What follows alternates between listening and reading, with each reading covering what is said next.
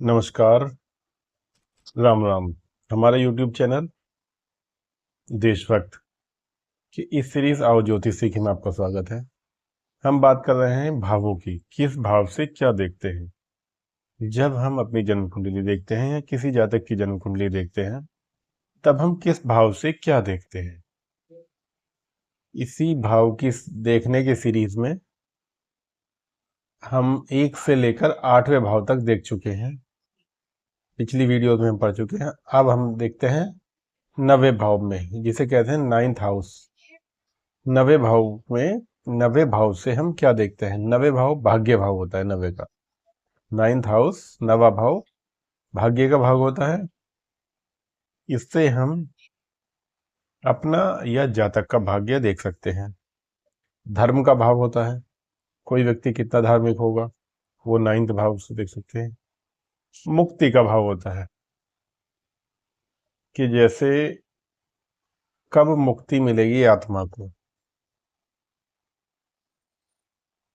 मतलब ये कि जो 84 लाख योनियां हैं, जीव जंतु पेड़ पौधे मनुष्य भूत पिशाच किन्नर देवी देवता सब बनने के बाद कब इस आत्मा को मुक्ति मिलेगी, जो फिर दोबारा जन्म नहीं लेना पड़ेगा।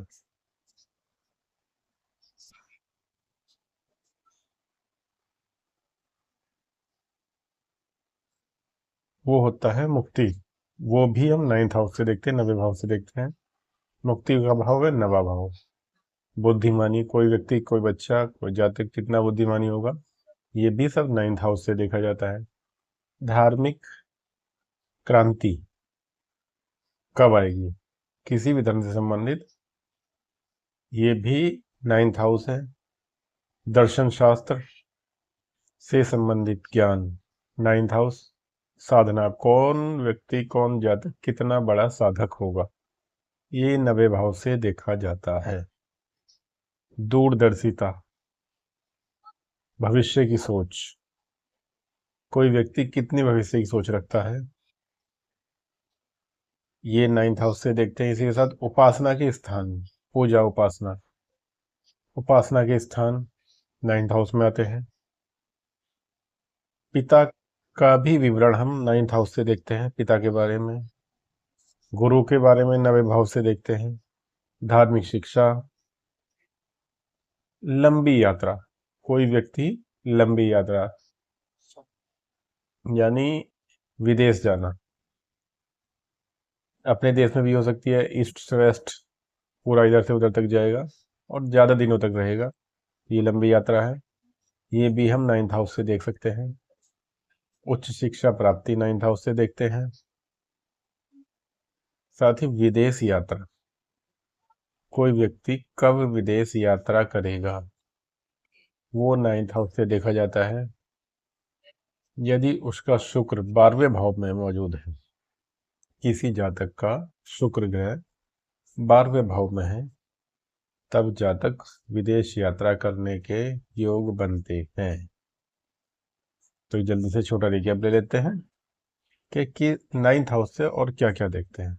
9th हाउस से हम देखते हैं भाग्य का भाव है, धर्म, भाग्य, मुक्ति, बुद्धिमानी, धार्मिक क्रांति, दर्शन शास्त्र का ज्ञान, साधना, दूरदर्शिता, उपासना के स्थान, पिता गुरु, धार्मिक शिक्षा, लंबी यात्रा, उच्च शिक्षा प्राप्ति या उच्च विद्या प्राप्ति तथा विदेश यात्रा, ये सब चीजें 9वें भाव से देखी जाती हैं।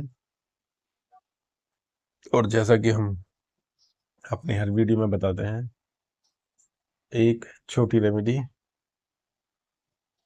घर के लिए। इस वीडियो में आज हम बात करेंगे कर्ज मुक्ति से कुछ लाभ, जो कर्ज हो किसी व्यक्ति पर, उसे उतरना हो। तब क्या करें?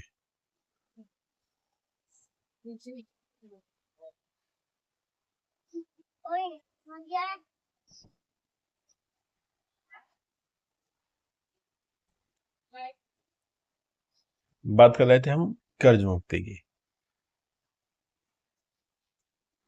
जिस भी जन्म में हमने किसी से कुछ लिया है, पिछले जन्मों में लिया है, तो वो देना पड़ेगा। पर पैसा आने के रास्ते खुल जाएं, जो आ रहा है वो अनावश्यक रूप से खर्च ना हो। इन चीजों का कॉम्बिनेशन बन सकता है। तो क्या करना चाहिए हमें कर्ज मुक्ति के लिए? कि प्रत्येक सोमवार को, ये सभी जातकों के लिए है, सभी के लिए है, किसी विशेष व्यक्ति पर लागू नहीं होता ये नियम। किसी विशेष कुंडली वाले पर ये नियम लागू नहीं होता कि आपकी कुंडली इस प्रकार की है तो आप ऐसा कीजिए, इस प्रकार की। तो ऐसा, ये जो उपाय बताया जा रहा है ये सभी जातकों पर सभी पर लागू होते हैं ये उपाय। तो बात करें उपाय की। सोमवार के दिन भोले बाबा के मंदिर में जाकर आपको प्रत्येक सोमवार को दरिद्रीय दहन स्रोत का पाठ करना है, और ये पाठ लगभग 1 वर्ष तक लगातार करना है। प्रत्येक सोमवार को करना है, लगातार करना है, इसमें कोई बीच में गैप नहीं होना चाहिए। जाइए मंदिर में, भोलेनाथ के मंदिर में, भगवान शिव के मंदिर में। यदि आप अर्पित कर सकते हैं तो नीले फूल या सफेद फूल, नीले और सफेद फूल अपने साथ ले जाइए, अर्पित कर दीजिए। और आपको, जी हाँ, यदि आप सोमवार के दिन प्रत्येक सोमवार को 1 वर्ष तक लगातार दरिद्रीय दहन स्रोत का पाठ करेंगे तो आपके ऊपर, किसी भी जातक के ऊपर जो कर्ज है वो धीरे धीरे उतरना शुरू हो जाएगा। आपको 1 वर्ष किए गए इस दरिद्रीय दहन स्रोत के पाठ का प्रभाव भी दिख जाएगा 1 वर्ष में। सबसे ज्यादा कर्ज मिलता कहाँ से है? शनि भगवान देते हैं। छठा भाव कर्ज देता है। छठा भाव कर्ज का भाव है, क्योंकि छठा भाव बीमारी का, रोग का भाव है, शत्रु का भाव है और गुप्त शत्रु का भाव है, इसलिए छठा भाव कर्ज देता है। पर यहीं आप यदि दरिद्र दहन स्रोत का पाठ करेंगे 1 वर्ष तक तो कर्ज उतरने की पूरी संभावनाएं बन जाएगी। अगली वीडियो में मिलेंगे। 9th हाउस हो चुका है 10वें भाव के संबंध में।